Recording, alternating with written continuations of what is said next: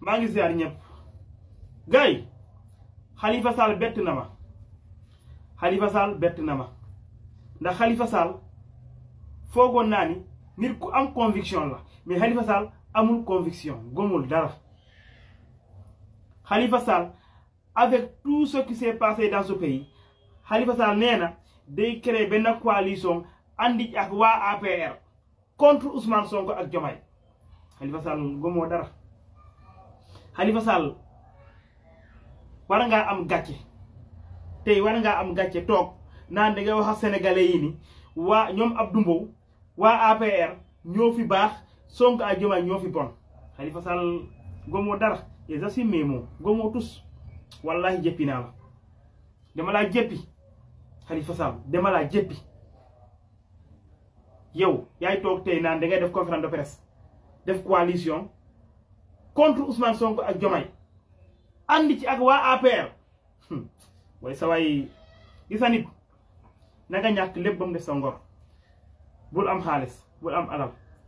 na nga feebar mais amal ngor et puis yow paa nga Khalifa mag nga am na loo xam ne war nga ko jombu léegi mag nga am nga 68 ans paa nga nit da ngay am looy jombu sa aduna nit da ngay jombu dara yow mu nga taxaw ne tey waa APR ñoo baax Sonko moo bon mais yow yaa yées en plus Thierno Alassane Sall da nga jóge woon APR parce que da nga ne ñooñu nu ñu yoree réew mi baaxul te nga dellu def ak coalition ak ñooñu lan mooy seen problème yéen haine bi ngeen am rancune bi ngeen am complexe bi ngeen am lan mooy seen problème yéenee dem tey dem coalition ak Maître El Hadji Diouf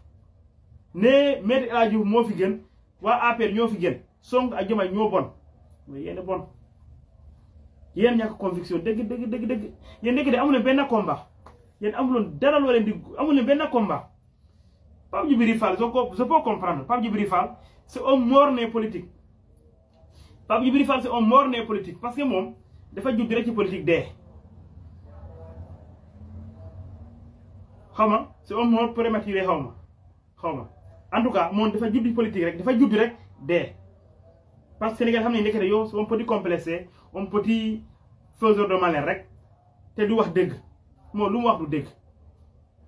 Bougane mun naa comprendre quoi moom il a un problème moom dof la je peux comprendre Bougane quoi Bougane dof la je peux le comprendre quoi mais Khalifa Sall foogoon na gisa nit na nga am conviction nit da nga am conviction nit aduna ab lu manti xew na nga am loo gëm nit ñi nawee la ko booy dee na nga dee ci ngor mais tey APR da ngeen bon Sonko moo baax suba non Sonko moo bon APR moo baax mais loolu moo ñàkk conviction dëggantaan tey dama rus ma gisee Khalifa Sall toog naan day def moom mooy président conférence bi tey créer coalition contre Sonko andi ci ak waa APR ma ne Khalifa Sall rusloo nga ma te nga ñu gàcce